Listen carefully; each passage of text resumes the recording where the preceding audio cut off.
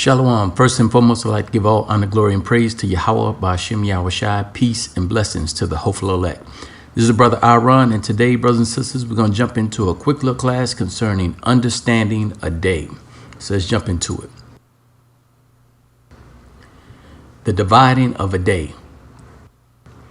This is Genesis 1 and 3. And God said, "Let there be light," and there was light. And God saw the light that it was good. And God divided the light from the darkness. And God called the light day, and the darkness he called night.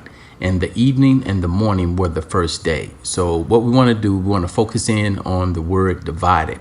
So we have two parts to a day. We have the light part of the day, then we have the darkness, which is called night. So we see here the evening unto night is the dark part of the day or the night. Then you have the morning to the day, which is the light day.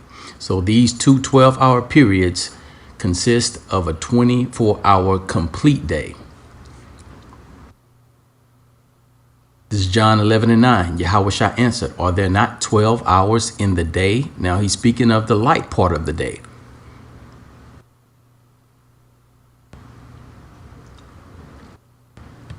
This is Mark 14 and 30. And Yahawashi saith unto him, "Verily I say unto thee, that this day, even in this night, before the cock crow twice, thou shalt deny me thrice." So in this passage in Mark 14 and 30, Yahawashi is displaying the night part of the day.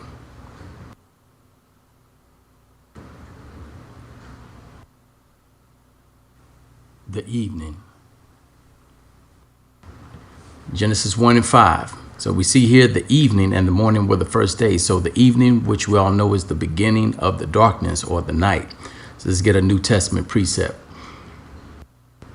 This is Matthew 16 and 2. He answered and said unto them, "When it is evening, ye say, it will be fair weather, for the sky is red."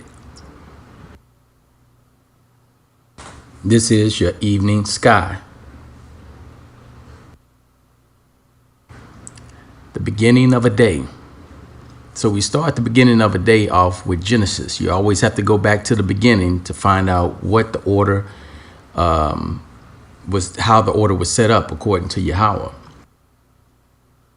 This is 1 and 5. And God called the light day, and the darkness he called night, and the evening and the morning were the first day. So when you look at the order established in Genesis 1, he starts the day off with the evening, then comes the morning, and then as the day ends, the evening comes back in. So your day starts with an evening, then it ends with the evening.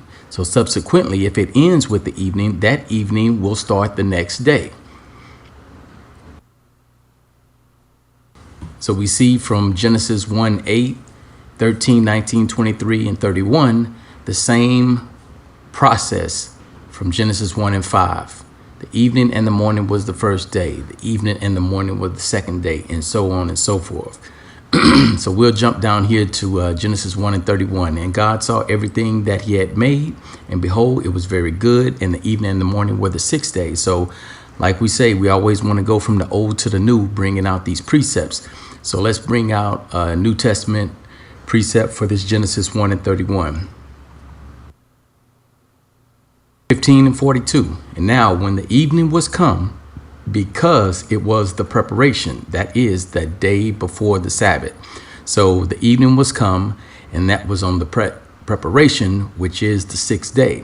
The sixth day, the sixth day comes in from the evening of Thursday to the evening of Friday. So this is your sixth day. Now some will look at this and say, well, why didn't the Most High give an example of the seventh day? So this is where the confusion starts to come in, but there is an example of the seventh day within the scriptures. So we'll go ahead and bring that out. Nehemiah 13 and 19. And it came to pass that when the gates of Jerusalem began to be dark before the Sabbath, beginning to be dark is speaking of the evening, I commanded the gates should be shut and charged that they should not be opened till after the Sabbath. And some of my servants set I at the gates, that there should be no burden brought in on the Sabbath day. Okay, so we see the examples given from Genesis. Then we brought in a New Testament reference to validate the evening, starting a day. And then we brought in a Sabbath reference from Nehemiah 13 and 19.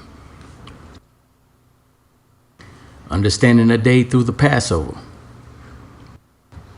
Exodus 12 and 18, the first month, on the 14th day of the month, at even, ye shall eat unleavened bread until the 21st day of the month at even, 7 days. So the Most High gave the instructions. The first day was to start at the 14th day at even, and then end at the 21st day at even. That's 7 days. He's still following the same protocols from Genesis. The day is starting at the evening, and then it's also ending in the evening. This is Mark 14 and 12. And the first day of unleavened bread, when they killed the Passover, his disciples said unto him, where wilt thou that we go and prepare that thou mayest eat the Passover? So we're coming into the New Testament to bring another example to flow with the Exodus 12 and 18. So we see here that the first day of unleavened bread is come. It'll have to follow the same protocol as Exodus 12 and 18.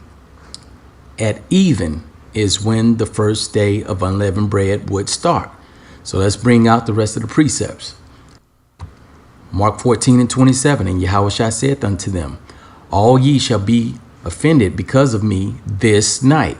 Now this is the first day of unleavened bread, and Yahawashi is speaking of nighttime. So you see how it's lining all up from the old to the new. Let's bring out the last precept. Mark 14 and 30, and Yahawashi saith unto him, verily I say unto thee, that this day, even in this night, before the cock crow twice, thou shalt deny me thrice. So we see that this day, speaking of the first day of unleavened bread, in the night. So it's all lining up, brothers and sisters. So let's bring out an example inside of the Day of Atonement. Understanding a day through the Day of Atonement. Leviticus 23 and 32, it shall be unto you a Sabbath of rest, and ye shall afflict your souls in the 9th day of the month at even, from even unto even shall ye celebrate your Sabbath.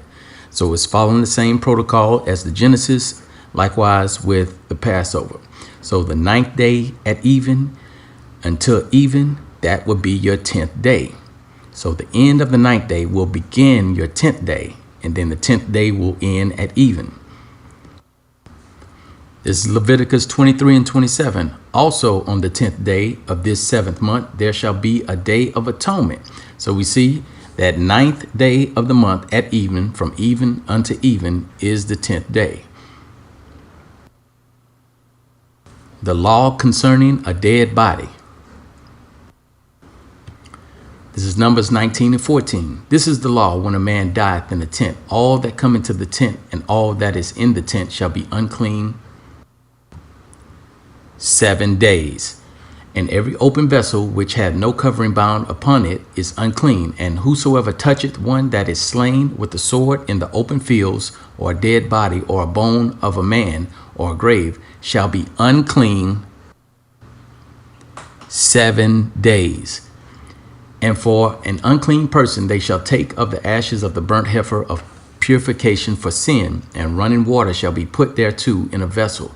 And a clean person shall take hyssop and dip it in the water and sprinkle it upon the tent and upon all the vessels and upon the person that were there, and upon him that toucheth a bone or one slain or one dead or a grave. And the clean person shall sprinkle upon the unclean on the 3rd day and on the 7th day.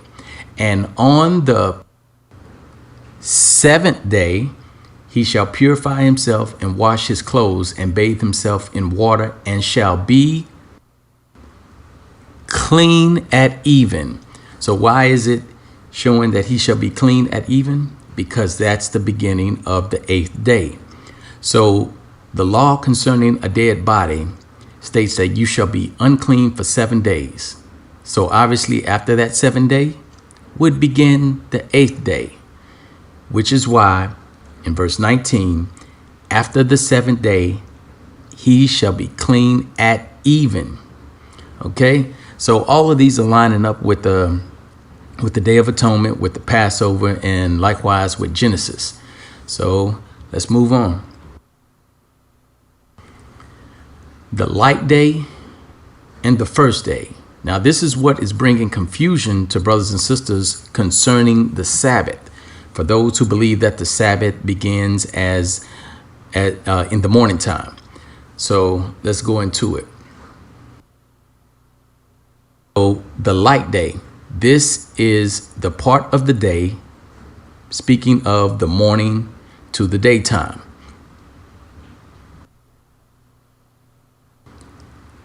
This is the complete day, speaking of the evening and night, plus the morning and the daytime. So when you think of a day consists of the night, the evening to night, and the morning to day. But then in the scriptures, you'll see the light part of the day, as in they rose up early in the morning, or they did that work this day. Majority of the time, you have to get an understanding of what the scripture is speaking of. Is it speaking of the 24-hour day, or is it speaking of the light part of the day? So we see here in Genesis 1 and 5, you have the light day, and the day is capitalized. Then you have the first day, and the day is lowercase. So there's a distinction between the light day and the first day. The morning were the first day. This is of the beginning of a day. So that's your light day right there. Then when you speak of the first day, that's the day or 24-hour period.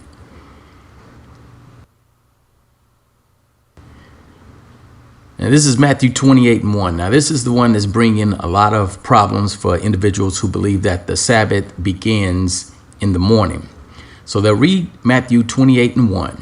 Now, when you read the scriptures, you have to know and understand. You can't read it like a novel and get the understanding. You have to get the understanding through precepts. So let's go ahead and read this Matthew 28:1. In the end of the Sabbath, as it began to dawn toward the first day of the week. Now, those who believe that the Sabbath starts in the morning time will just blend in the end of the Sabbath with the morning time. But let's get another version of this Matthew 28:1. This is Matthew 28:1 NIV version. After the Sabbath, at dawn on the first day of the week, Mary Magdalene and the other Mary went to look at the tomb. So we see here after the Sabbath. When is the Sabbath? From Friday evening to Saturday evening. So at Saturday evening, which would have been nighttime coming in, Mary Magdalene and Mary would have went to sleep. They would have rose up early in the morning to visit the sepulchre on the first day of the week. This is how you would understand this passage. But those who read that Matthew 28:1 in the King James and don't understand the precepts from Genesis about the Passover and also of the Day of Atonement and also of concerning the dead body, they wouldn't understand this. And so they'll begin to celebrate the Sabbath when the sun rises, and they'll be breaking the Sabbath because they would more than likely be buying something on Friday evening, which would be against the law. So we want to keep you, brothers and sisters, from breaking that law. So this is the last passage.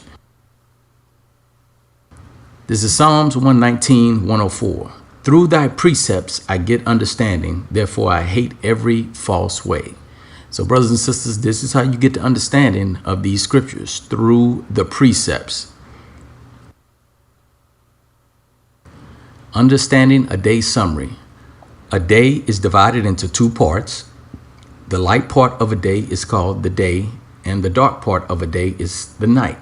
The beginning of the day part of the day is called the morning. The beginning of the night part of the day is called evening. The beginning of all days start at evening and end at evening. The Passover and Day of Atonement proves a day begins in the evening. The law of concerning a dead body proves a day begins in the evening. The weekly Sabbath begins Friday evening to Saturday evening. There is confusion with the light part of the day and a complete 24-hour day, which causes many to believe the Sabbath begins in the morning. And with that, I'd like to give all honor, glory, and praise to Yahawah, Ba'ashem, Yahawashi, peace and blessings to the hopeful elect. Shalom.